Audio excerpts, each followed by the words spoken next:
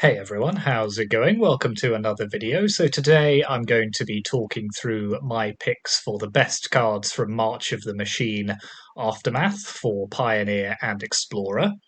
So this is a small set. It's only got 50 cards in it, so we're only going to do a top five, just because it's relatively underpowered. I mean, there's a meme that always goes around about how Wizards is designing sets for Commander in mind mostly now, but this is the most Commander designed standard set I've seen in a very, very long time. So we're only going to go through a few cards, the ones which I think have the potential to have an impact in Pioneer and Explorer. We have the full spoiler for the set now, so we can officially talk about these cards without the morally dubious threat of retribution from a ham-fisted corporation that desperately needs a better public affairs team. But leaving all that aside for one moment, let's talk through some of the best cards from March of the Machine Aftermath. So I'm going to open with some honourable mentions. So we'll start with Niv Mizzet Supreme, which is blue, black, white, red, green for a 5/5 flying legendary dragon avatar. That has flying and hexproof for monocolored, and each instant and sorcery card in your graveyard that's exactly two colors has jumpstart.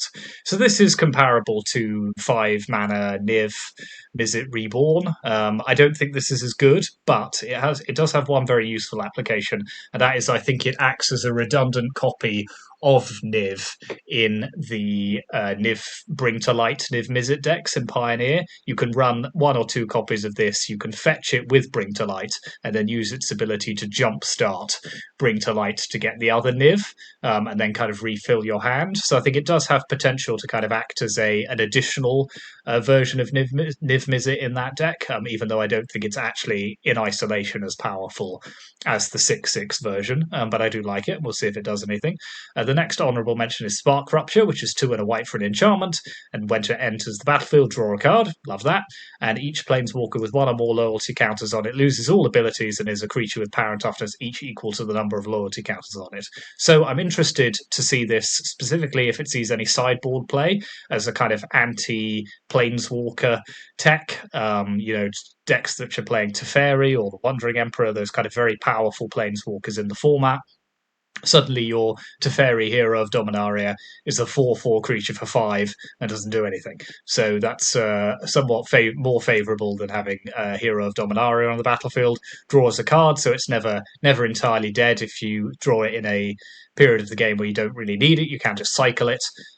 So there is that kind of utility there as well. So maybe a sideboard card there with Spark Rupture. And then the third one is Urborg Scavengers, which is a 2/2 for 3. When it enters the battlefield or attacks, exile target card from a graveyard, put a +1/+1 counter on it. And it has flying as long as the card exiled with it has flying. And the same is true for First Strike, Double Strike, Death Touch, Haste, Hexproof, Indestructible, Lifelink, Menace, Reach, Trample, and Vigilance. So specifically in Explorer doesn't have Soul Flare. Which is a deck that has seen some play in Pioneer, and is a bit of an archetype, bit of a fringe archetype, but is a fun deck to play. And this also has incidental graveyard hate, so that kind of graveyard trespasser effect is pretty valuable. And so I'd be interested to see if this is any good, if it can maybe build a little bit of an archetype around itself.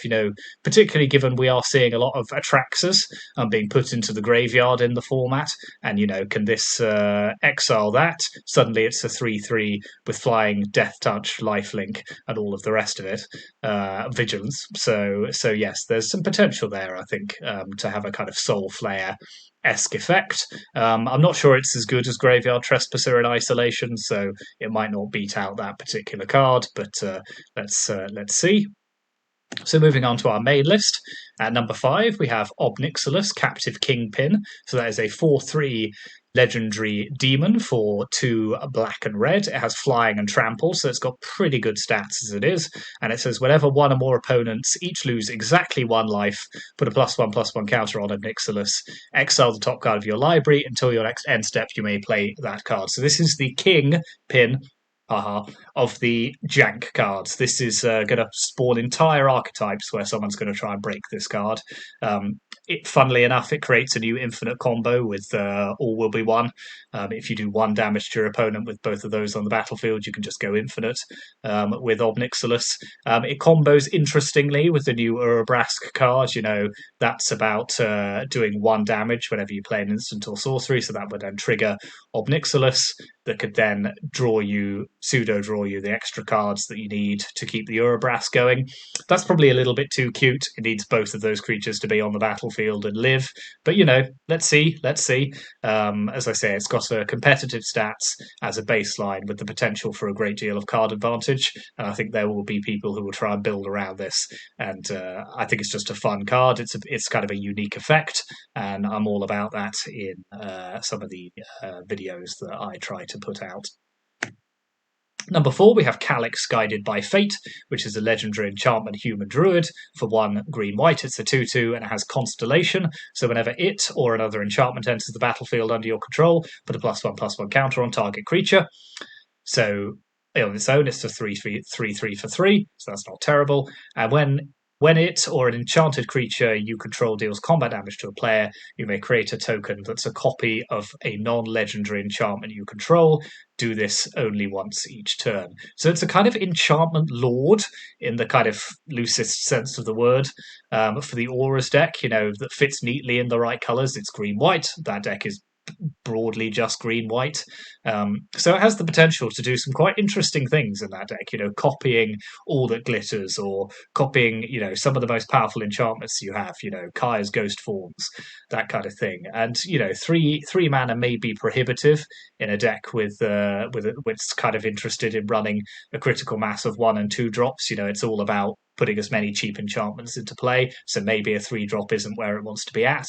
But certainly, this reads very powerfully, and the ability to kind of, copy your ethereal armors, your big kind of your big enchantments that pump your creatures. There's something there, so we'll try and give that a go.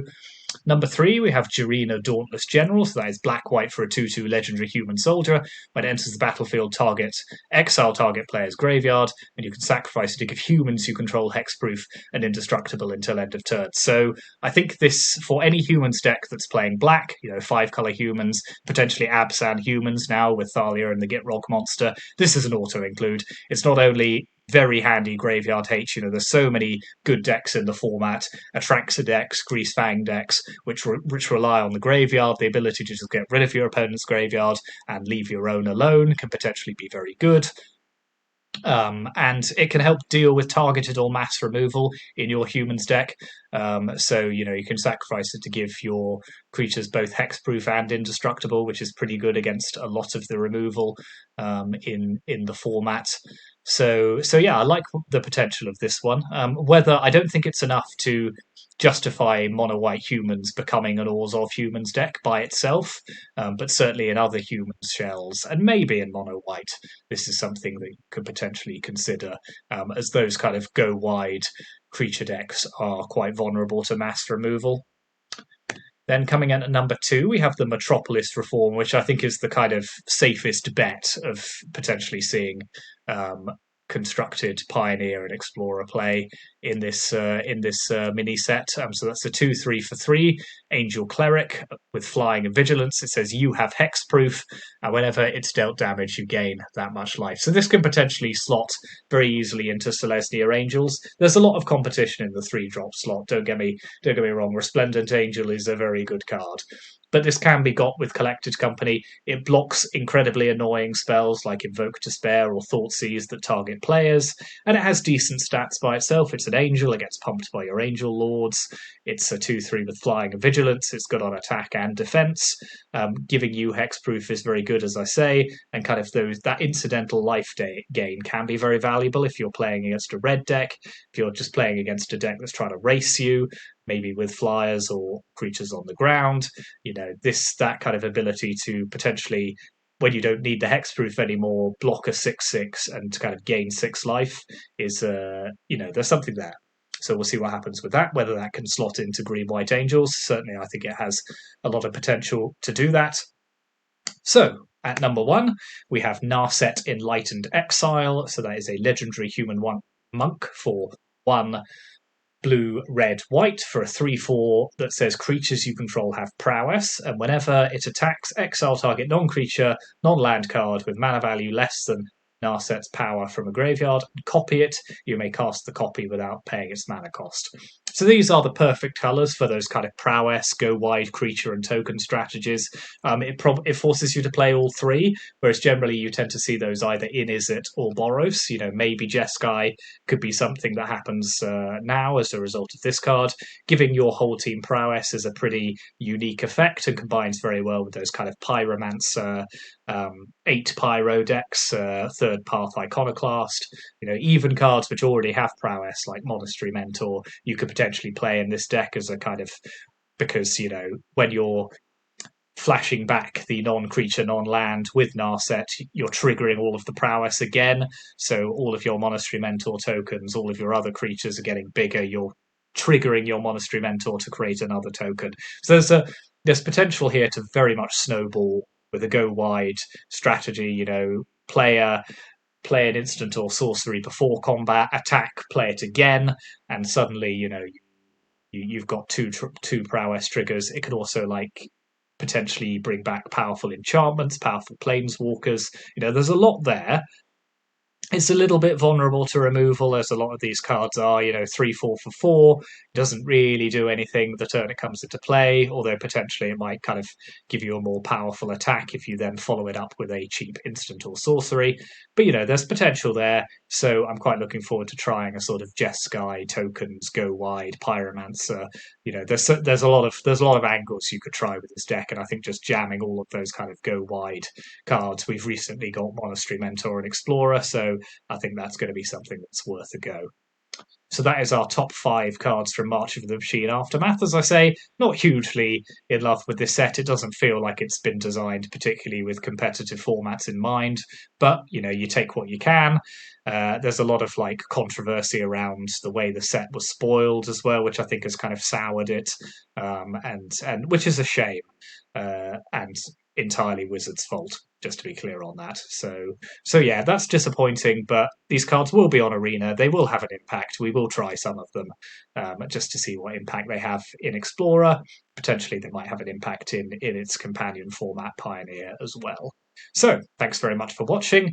Like and subscribe, as always. Leave the comments in about the cards you're excited to play. Do you agree with my list? Do you not agree? Do you think some of them are going to not see play at all? What else do you want to see from this set, potentially, that I try out on the channel? So thank you very much, and I will see you next time.